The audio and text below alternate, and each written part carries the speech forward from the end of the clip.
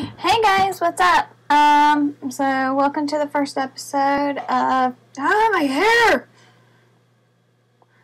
of Confessions of a Kawaii Girl, and I am so glad you decided to join me in my video. So this is where I'm going to be blogging about a lot of different things, a lot of different troubles and stuff of being a Kawaii Girl.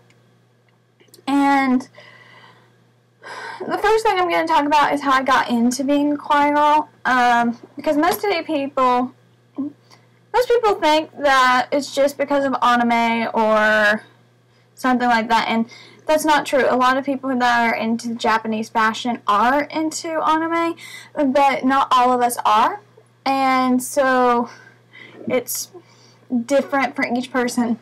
And me personally, I've always been in love with Japanese fashion, and I've never had any troubles with it at all. Ah, my hair, dudes!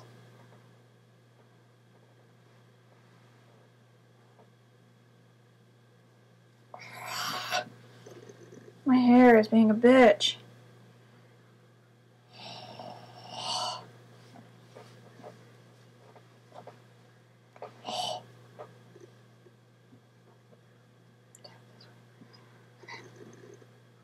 Okay, anyways.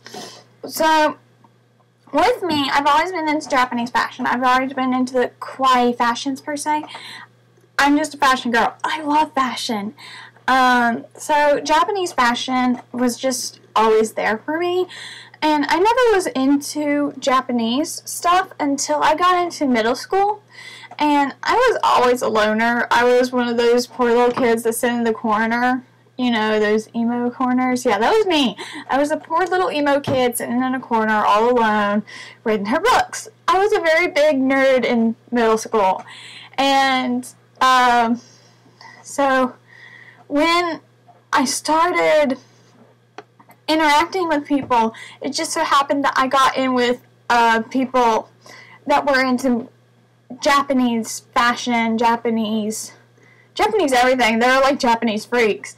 And otakus is what they're called. And I just kind of tagged along, and I'm normally not a follower, but I didn't know what Japanese anything was. I always thought of Japanese fashion as just fashion. I never knew that it originated from Japan or anything like that, and that's when I actually started studying on it. The first anime that I ever watched, and I know this is going to be a big surprise for most people, because most girls' first anime is Sailor Moon.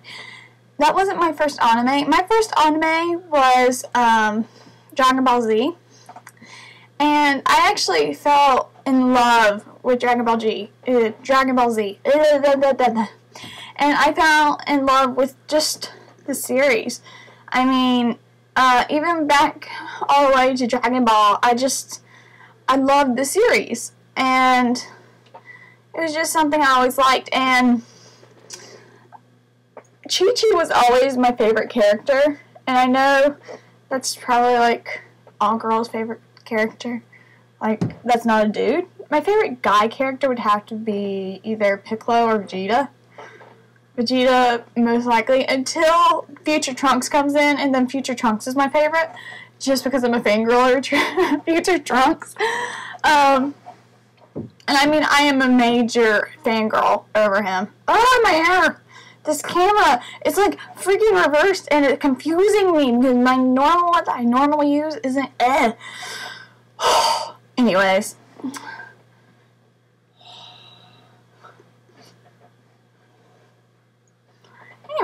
So that's how I got into Japan and learned more about the kawaii stuff. From there, I actually started learning about other things when I got into stuff like, let me think of one of them that I really liked. I guess Haru Yuke would have been one of the main ones that got me hooked on kawaii things.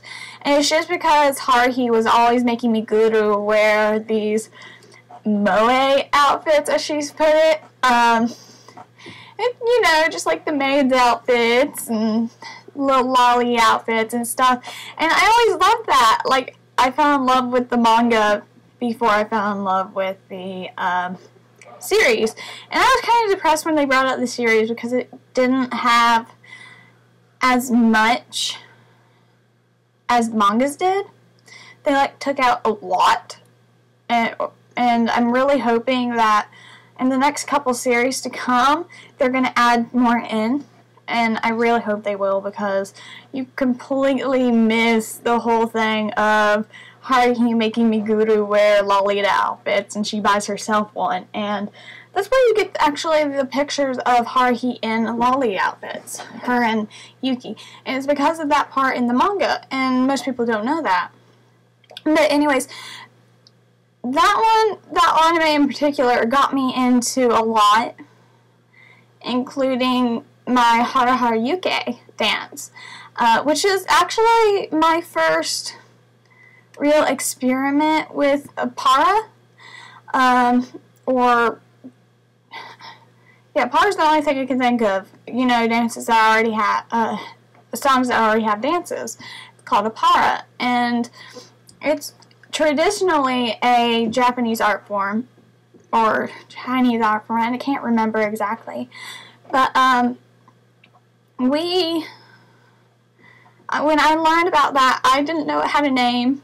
I thought it was really cool, and so I started looking up other songs, and I found out that almost every song has a dance to go with it. I was like, that's so cool. And I didn't know the name until I learned about para para. And when I learned about para para, I thought it was the coolest thing in the world, because para para, the easiest way for me to describe it to people that don't know what para para is DDR and crack. And it's just because it's this big area, it comes out and goes around you, and there's a screen in front of you, and basically it records every movement you make. Like, if you go to move your hand on your head, it records that, so when you're dancing, if you go and, like, scratch your head while you're still dancing, like, it will catch it, and you'll actually get points deducted for it, because it literally monitors all your body movements, your hand movements, your feet movements, and gives you your score that way. And I was like, that's so cool! Japanese are so advanced, and I was so amused. But at first, I didn't realize that most of the music I like wasn't Japanese, because I was a beginner, and I was a newbie, and I was horrible. I was horrible, guys. I'm sorry. But I eventually found out that most of the music I was listening to was Korean. And yeah, so that's where that came in. So I fell in love with the dances, and from there, I guess I got more into the fashion. And it was really, really cool. I was like, oh my god, this actually has a name now. And the first fashion I actually got into was Lolita. And Lolita was just one of those fashions that I always loved. You know, the poofy little kid dresses that you can buy at Walmart.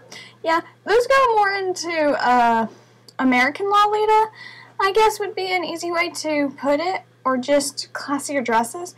But they have always seemed to me like a Lolita dress, and I always loved them. I thought they were so elegant and pretty, and you felt like a princess in them.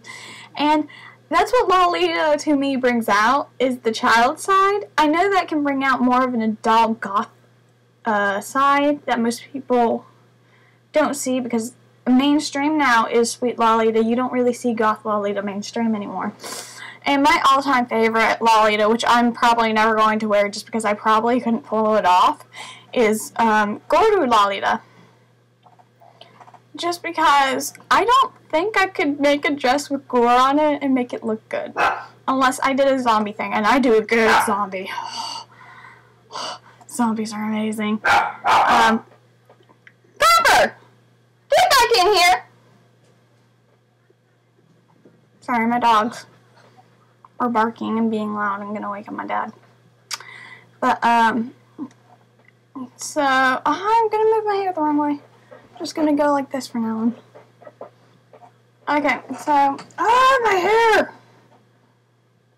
God damn it. Okay, so, that's basically how I got into Japanese fashion. From there, I got into, from there, you know, I got into Fairy K. From there, I got into Visual K. And I started wanting to make my styles more Americanized, but keep the cute kawaii girl style in with it. And I have turned my style into somewhat of a 70s look. Hold on, let me show you guys. Oh god. And it's not really seen because you saw my hair. And I had, you know, the ripped hole tights. Jasmine, what's your deal, pup? Come here, come here, come here. Oh, okay. So, and then my shirt it has skulls on it. And I normally have my belt on, but I don't have it.